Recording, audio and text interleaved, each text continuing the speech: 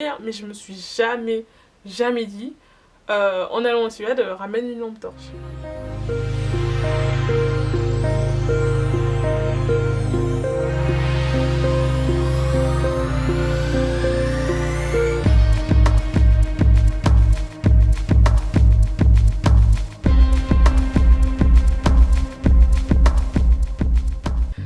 Hey, bienvenue sur ma chaîne.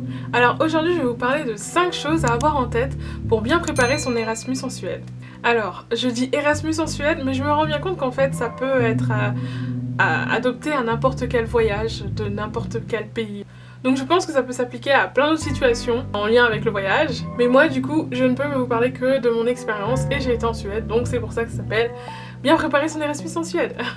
Et si vous préparez n'importe quel voyage, surtout un Erasmus et surtout en Suède, cette vidéo elle est vraiment faite pour vous. Alors ici les conseils porteront tout ce qui est voyage, arrivée sur place ou même repérage sur place. Et c'est vraiment 5 choses que j'ai sélectionnées. Enfin, moi j'aurais aimé le savoir avant ou avoir en tête avant. Alors si ça vous intéresse, j'ai déjà fait un article blog sur quoi mettre dans sa valise lorsqu'on prépare un voyage en Suède. Voilà, donc, si vous envisagez d'aller en Suède, ça peut vous être très utile. Ou même dans un pays nordique scandinave, n'hésitez pas à y jeter un œil. Juste, il faut avoir en tête que moi je suis allée en Suède il y a un peu plus de 3 ans de cela, donc ce n'est absolument pas pendant le contexte de crise sanitaire actuelle. Donc voilà, je ne peux que parler par rapport à ce que moi j'ai vécu. 1. Essayez de faire en sorte d'avoir de la nourriture avec vous quand vous arriverez sur place. Ça peut être des sandwichs que vous avez achetés durant le voyage si vous prenez l'avion. Ou alors, si vous prenez la voiture, c'est encore mieux parce que vous pouvez ramener des choses préparées ou je ne sais pas, peut-être vous avez fait un stop dans une autre ville et vous avez eu un Airbnb où vous pouviez préparer. Pourquoi je vous dis ça du coup? Parce que en fait, vous ne savez jamais vraiment quand est-ce que vous allez définitivement arriver à destination. Vous pensez qu'une fois arrivé sur place, par exemple, en descendant de l'avion, c'est bon, tout est fini. Et en fait non, c'est là que les choses se corsent.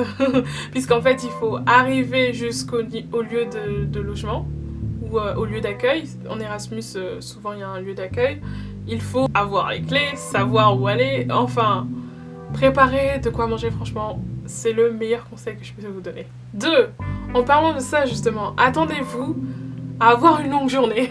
Et une journée surtout, teintée de temps d'attente. Je m'explique. Moi par exemple, le jour où je suis arrivée en Suède, j'ai eu de la chance parce que International Office avait mis en place une navette pour que les nouveaux arrivants puissent être accompagnés de l'aéroport jusque l'université en fait. Donc j'avais pas à me soucier au moins du taxi, du comment faire, enfin c'était vraiment inattendu dans mon cas puisque normalement les autres années ils avaient pas du tout fait ça. Et dans leur site, il n'y avait rien qui disait ça, donc moi je m'étais préparée à devoir prendre un taxi ou je ne sais quoi. Et au moins il y avait une navette. Mais ce n'est pas tout, parce que du coup, vu qu'on était de nombreux arrivants, on attendait qu'il y en ait assez pour qu'on puisse partir, mais aussi, on était tellement nombreux que parfois, il n'y avait plus de place. Donc voilà, il fallait attendre que la navette revienne, et qu'on y aille, et que nanana. Donc il y a un temps d'attente déjà à l'aéroport. Peu importe le moyen que vous prenez, si vous prenez un taxi aussi, je pense qu'il faut attendre. Sauf si vous l'avez prévu en avance. Ensuite, il y a le temps d'attente une fois dans le système d'accueil qui accueille les étudiants internationaux. Là, bon c'était assez cool, ils avaient donné des cafés, des petits biscuits, des petits trucs drôles. Et puis il y avait aussi des étudiants suédois qui étaient là pour discuter avec les groupes de nouveaux arrivants. En fait, finalement, on se sentait pas vraiment seul. Et puis, il y avait des groupes qui se formaient, puisque un tel se rend compte que il y a aussi cette personne de son pays, ou ceux-là, ils sont d'autres pays, du coup, tu veux discuter, c'est pas quoi, je sais pas quoi, mais ça fait toujours un temps d'attente. On le voit moins passer, mais c'est quand même un temps d'attente. Donc moi, par exemple, mon temps d'attente est extrêmement long. Moi-même, je m'y étais pas attendue. Et du coup, ce qui s'est passé, c'est que je suis arrivée, je crois, vers 19h en Suède. J'ai enfin eu mes clés parce que d'abord par groupe les gens recevaient leurs clés, leur expliquaient comment ça se passait, blablabla. Donc j'ai eu mes clés vers 22h30, un truc comme ça. Et heureusement aussi, le International Office avait mis en place une navette qui nous accompagnait dans notre partie du campus parce que le campus où j'ai été, à Umeå, du coup, il est énorme. Donc j'étais vraiment reconnaissante parce que c'est que après que je me suis rendu compte du temps que ça m'aurait pris si j'avais vraiment trimballé mes valises avec moi jusqu'à mon logement. Donc ça c'était bien, mais du coup, arrivé dans mon logement, il était 23h passées. En plus ça j'en parle dans... Je sais plus si j'en parle dans mon article blog sur mon premier jour sur place. Donc je vais le mettre dans la barre d'infos, mais même une fois arrivé devant le bâtiment, il y a eu d'autres péripéties parce que il y avait un trousseau de clés et en fait il y a 36 000 options et finalement... En fait même devant le bâtiment, je ne savais pas quoi faire. Donc voilà, mais ça c'est une autre histoire, j'en évoquerai peut-être en vidéo parce que je prévois de faire une vidéo sur un autre aspect de mon voyage là-bas. Je pense que j'en dis beaucoup plus dans mon article blog aussi, si vous voulez pas attendre et que vous avez envie de voir de quoi je parle. Mais en gros tout ça pour dire que je me suis levée de chez moi en France à 4h du matin. Ensuite, du coup, j'ai presque pas dormi et j'ai fait le trajet, j'ai eu des escales, je suis arrivée à 18h. Finalement, j'étais vraiment dans ma chambre à 23h30. Voilà. Et arrivée dans ma chambre, c'est une autre histoire et je crois que ça mène au troisième point, je crois. Je cherche, j'ai des notes. Troisième point. Emmène une lampe de poche avec toi. C'est vraiment des choses à avoir en tête. Et ça paraît tout bête, mais moi par exemple dans mon expérience, quand je suis arrivée dans ma chambre, il n'y avait plus de lumière. Alors, il y avait une lumière, c'était déjà bien. Mais j'étais vraiment exténuée et c'est vrai que ça m'avait mis à bout de nerfs de me dire, en plus j'arrive à un endroit où il n'y a même pas de lumière, enfin il y en avait un mais dans le couloir. Ok, j'essaierai de vous faire une vidéo concernant les logements étudiants en Suède parce que j'en avais pas trouvé quand je voulais aller en Erasmus et j'aurais bien aimé qu'il y ait ça, donc je vais le créer, comme ça il y en aura un. Donc voilà. Mais à part ça, revenons à notre sujet parce que je peux partir loin. Donc je suis arrivée dans mon logement et il y avait qu'une seule lumière dans le couloir et pas dans la chambre parce qu'il y a un mini couloir entre la chambre et la porte. C'est pas ça le pire, c'est qu'une fois arrivée dans la chambre, je regarde au plafond, je me dis c'est pas grave, je vais acheter une ampoule.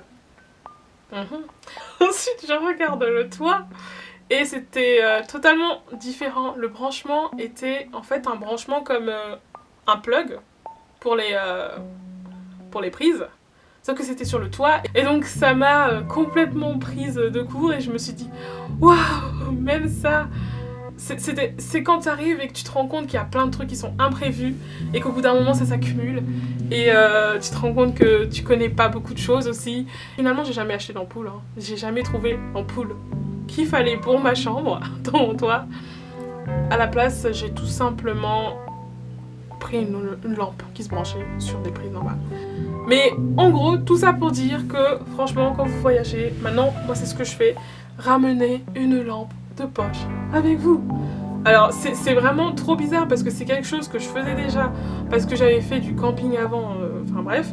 Donc je ramenais souvent des lampes torches quand j'allais dans des voyages en France.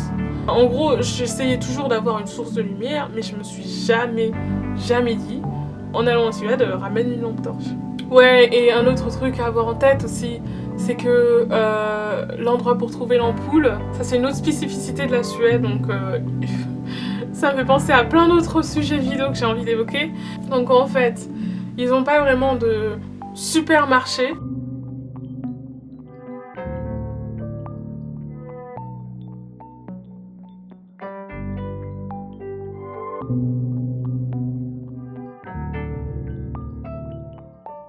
Donc quand tu vas dans les petites boutiques locales pour faire tes courses ou ce genre de choses, ben tu trouves pas des ampoules. Donc pour trouver des ampoules en plus, il fallait aller à Ikea et à Ikea c'était à plus de 40 minutes à pied. Donc forcément c'était aussi une autre épreuve. Tout ça pour dire que c'était pas à côté, du coup c'est vraiment bien d'avoir une fois sur place directement une source de lumière au cas où, parce que ça se trouve votre supermarché ou l'endroit où vous pourrez trouver ce qu'il vous faut, bah ce sera à plus d'une heure quoi, enfin... Et donc, ça a quand même un lien avec le numéro 4. Numéro 4, prépare-toi à voir des nourritures différentes. Ça paraît... Attendez, je n'ai pas encore fini. Les nourritures différentes dans un emballage différent, au supermarché notamment. Je m'explique. En fait, je le précise parce qu'on s'y attend pas forcément et moi je m'y étais pas du tout attendue. Mais par exemple, rien que le fait qu'on voit notre brique de lait dans un emballage particulier, d'un pays à l'autre, et je pense aussi que la Suède, c'est très loin dans le nord, c'est très différent. Pour vous rendre compte des différences alimentaires qu'il peut y avoir d'un pays à un autre, différences telles qui fait que je pense que c'est un truc à avoir en tête avant de voyager dans ces pays. Je vais vous donner un exemple. Par exemple, en Suède, pendant longtemps, j'ai cru qu'il n'y avait pas de yaourt. Alors, il y avait des yaourts, mais des yaourts protéinés, c'est-à-dire des yaourts compacts, comme ça. Donc moi je me suis habituée à ce genre de yaourt et au final, je veux dire je les consommais quoi. Mais je voyais pas du tout les yaourts crème de lait ou ce genre de choses. Et je me demandais, enfin je trouvais ça bizarre en fait. Après, il faut se dire que, je le rappelle, hein, mais j'ai été au nord de la Suède, donc c'est pas la capitale, hein, du tout. Donc voilà, mais ça m'avait surpris. Et en fait, c'est vraiment plusieurs mois plus tard que je me suis rendu compte qu'il y avait des yaourts. Mais ils étaient juste dans des briques de lait. Pour moi, c'était des briques de lait, ok? C'était fait pour le lait. Mais en fait, en regardant bien toutes les variétés, parce que le rayon laiterie, il est tellement énorme et je faisais jamais vraiment attention. Et en fait, je me suis rendu compte à un moment, en face de ce rayon, je crois, il y avait des briques avec écrit yogourt dessus. Et je me suis dit, c'est bizarre, chose. Et du coup, je me suis dit, je vais acheter. Et j'ai goûté et je me suis bien rendu compte que c'était des yaourts. C'était juste pas là où je pensais l'avoir. Donc, tout ça pour dire, avoir en tête, quand vous allez dans un pays étranger, surtout en Suède, enfin moi je parle de la Suède puisque j'y étais, qu'il faut s'attendre à avoir des emballages différents d'un pays à un autre. Et ça, j'en parle beaucoup plus dans une autre vidéo qui soit est déjà sortie, soit va sortir, concernant ce qui m'a le plus marqué en Suède. Cinquième chose à avoir en tête pour bien préparer son voyage en Suède ou n'importe quel voyage, s'il vous plaît, ne prenez pas 36 000 valises. Alors, moi je suis partie pour 1 an, donc clairement tout ne passait pas dans une valise de 24 kilos. Mais ce que j'ai fait du coup, puisque en fait j'étais persuadée qu'une fois arrivée sur place j'aurais à prendre un taxi, j'ai utilisé un système qui te permet d'envoyer ta valise après en fait, une fois sur place. Et c'était pas via l'aviation ou ce genre de choses. J'ai juste utilisé, il y avait d'autres entreprises qui proposaient ça. Donc c'est ce que j'ai fait, mais je ne le recommanderais pas forcément. Enfin bref, c'est une autre histoire. Ce que je veux dire, c'est que c'est vrai que quand on part longtemps, surtout en Erasmus en général, on part minimum 6 mois ou 1 an, on peut se dire ouais, une seule valise, ce n'est pas assez. Mais crois-moi, je vous conseille pas plus de 2 parce que au final, quoi qu'il en soit, vous allez repartir avec des choses. En tout cas, moi, ça a été mon cas et je me connais. Enfin, je savais que ça allait être le cas de toute façon. Donc voilà, mais c'est vraiment un conseil que je peux donner. C'est limiter votre nombre de valises en fait. C'est que, quitte à en acheter une plus tard et à la remplir et en avoir, je sais pas moi, 36 000 au retour, c'est mieux que d'en avoir 36 000 à l'aller, justement pour toutes les raisons que j'ai évoquées avant, mais aussi pour vous, enfin, une fois arrivé sur place, ça risque d'être galère. Et au final, vous allez forcément acheter des choses, donc vous encombrerez encore plus pour le retour. Donc voilà, c'était une petite vidéo pour vous aider à faire face aux aléas du voyage, surtout quand on part plusieurs mois dans un pays étranger. C'est souvent le cas quand on est en Erasmus, c'est pour ça que j'ai pris ce terme-là. Et donc, j'espère que ça vous a plu. Si c'est le cas, n'hésitez pas à mettre un pouce bleu. N'hésitez pas à vous abonner, il y a d'autres vidéos du même type qui vont venir. Et si vous avez des suggestions en commentaire, n'hésitez pas, hein, c'est vraiment un espace d'échange. Je prendrai le temps de tout lire. Et voilà quoi. Bye.